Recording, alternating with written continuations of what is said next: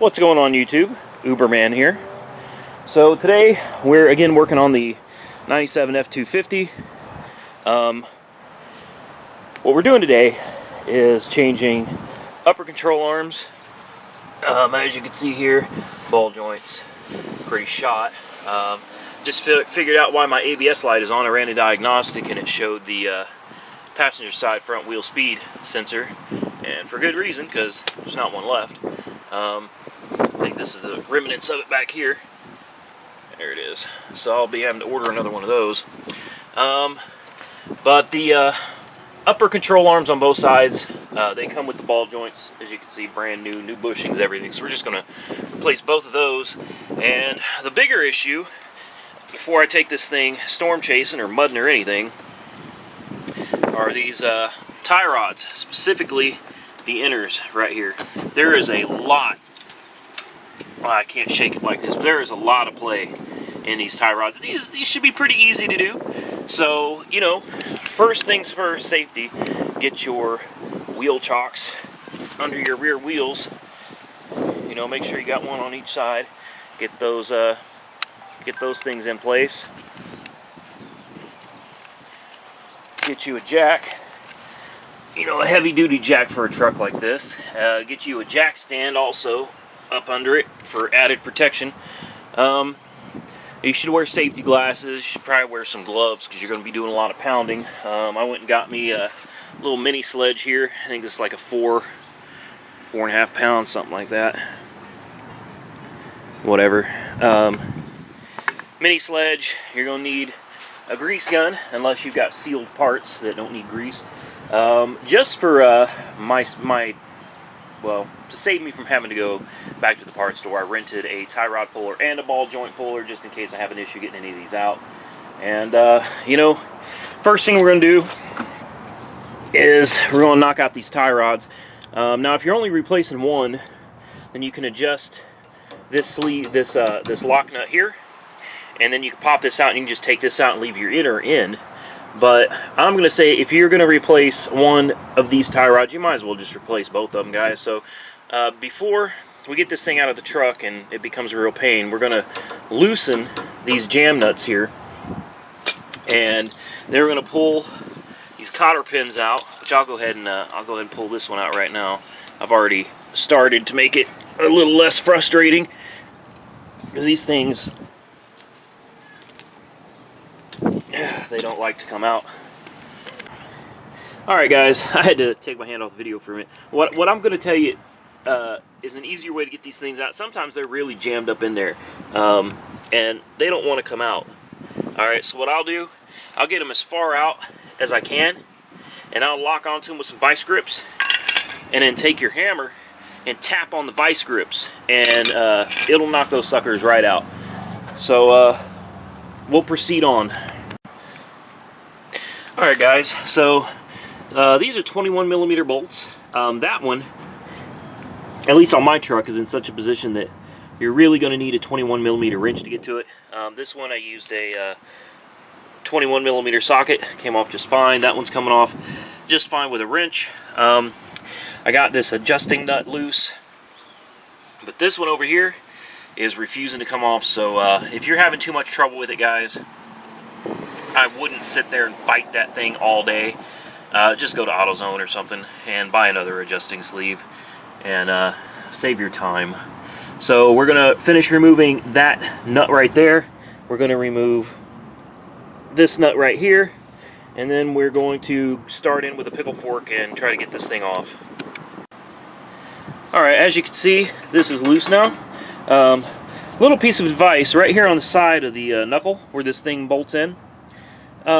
Instead of having to tap on it or even use a pickle fork, a lot of times you can get these tie rods out by just giving them some really good blows right here to the knuckle. You're not going to hurt the knuckle any, don't worry about it. Make sure your nut is loose and everything, and then just go ahead and start pounding away on it. Now, on the inner tie rod, I definitely am not going to be pounding on that. Number one, there's really nowhere to pound on.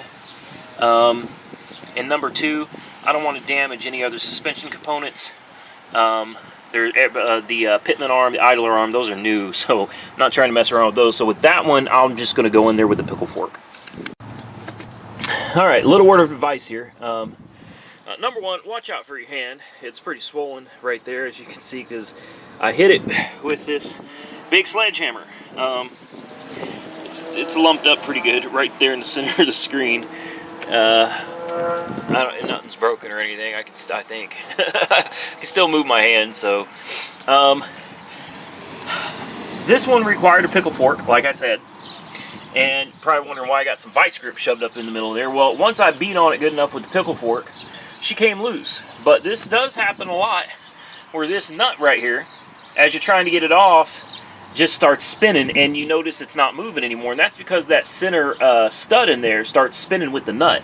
That's why, number one, it's important to use penetrating oil. These things have been in here a long time. But when you run into that problem, and most likely you will, grab your trusty vice grips. See that? Lock it down in between there. Just lock that sucker as tight as you can get it, and then go ahead and finish pulling that bolt off. And as you can see right here, you know, she's coming off with no trouble anymore. Now I'm going to go replace this adjusting sleeve right here.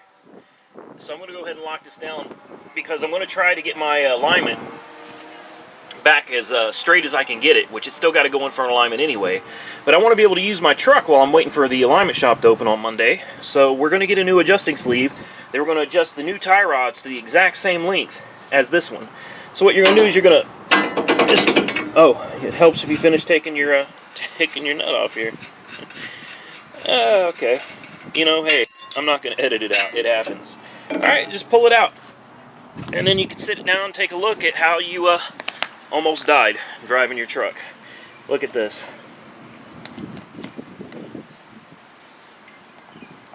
There's just, no, it's not supposed to be like that. Those have way too much play in them. Take a look at the new ones here. Look at that. You couldn't move these suckers if you wanted to.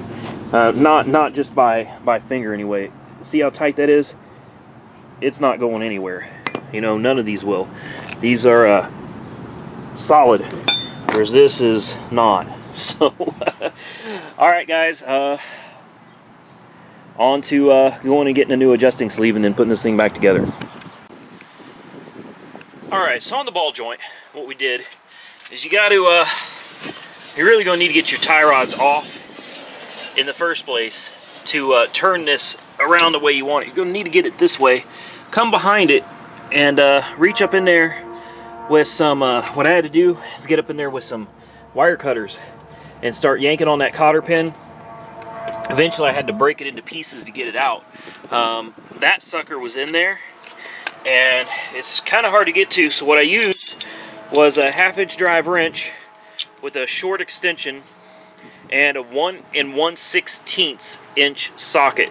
Alright, that worked perfectly. I think that's the biggest socket I've got in my drawer before we start moving into axle nuts. Once I got that bolt off, it came off pretty easily. I didn't use my big sledge, I used my little one. I'm not entirely sure where it ran off to. Right here, I used this little sledge right here. Got a few good swings right here, as you can see where it's all marked up. I got some good hits on it there. Also came around and got some good hits on it here, and it just popped right off. The rest should be pretty easy. You got a bolt over here on this side.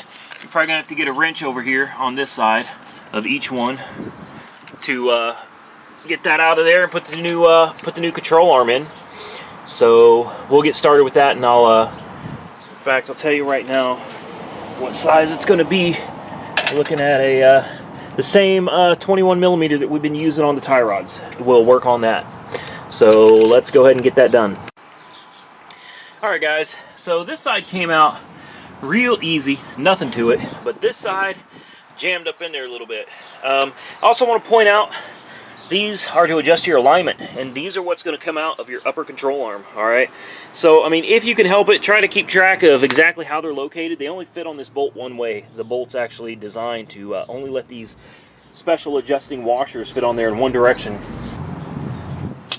Alright, guys, so we got the new control arm in, and some things that I want to point out that are noteworthy are these adjusters on the insides of each side of this control arm mount. Alright, Those are like welded to that bolt. They do not come out, and their job is to adjust the control arm this way or this way.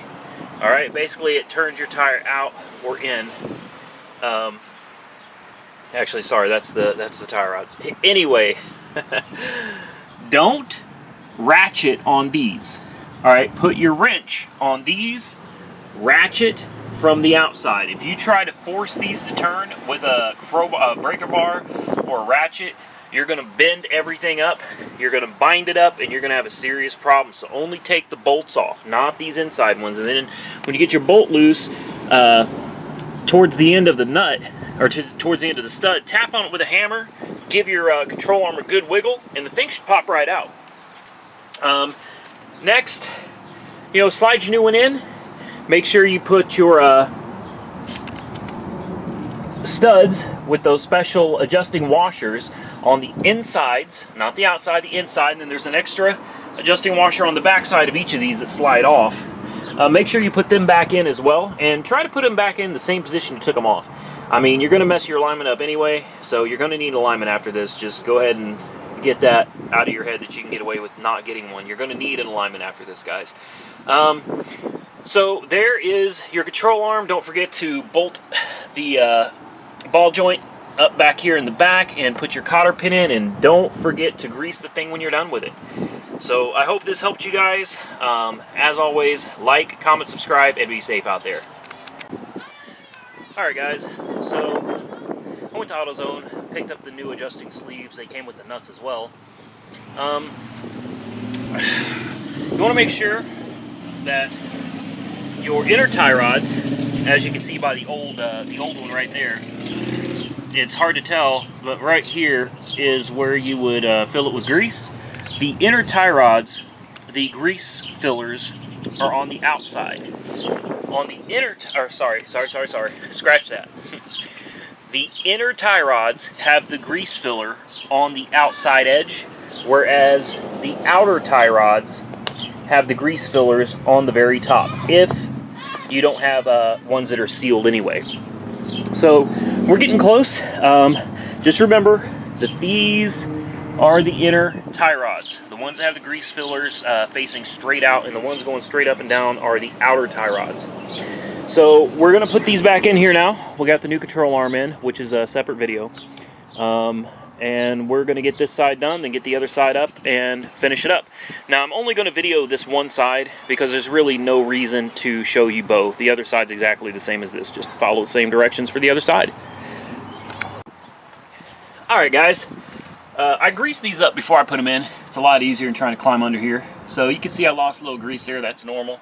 Lost a little grease back here. That's normal. But here it is, all bolted on. It's torqued down. Don't forget your cotter pin, guys. These are important. Get your cotter pins in here. I did an upper control arm along with this, and the boot ripped, so I'll just be replacing this at some point in the future, but I'm not going to mess with it right now. I do want to recommend making sure that everything is nice and tight when you're done.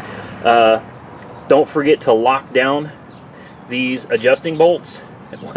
And be sure, guys, no matter how close you think you got it, I highly recommend getting your car, truck, whatever it is you're doing this on, in for an alignment immediately before you go cruising around, because this thing is not going to drive well. Get it as close as you can, but it's not going to be right. Get the thing in for an alignment, guys. And Firestone offers a lifetime alignment for something like $199. I know it's expensive, but a one-time alignment's like 90 bucks. And as long as you own the vehicle, you can take this thing back, regardless of if you got to change out more suspension components later, whatever the case may be. Take it back to them. They'll do it for free every time. So I hope you found this video helpful. As always, like, comment, subscribe, and be safe out there.